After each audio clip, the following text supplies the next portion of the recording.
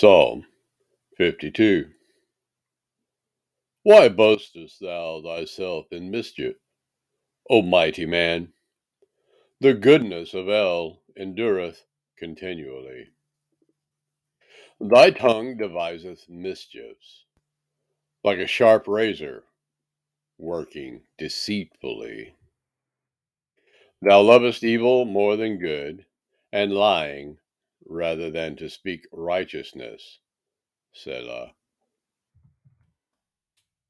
Thou lovest all devouring words, O thou deceitful tongue. Hell shall likewise destroy thee forever. He shall take thee away, and pluck thee out of thy dwelling place, and root thee out of the land of the living.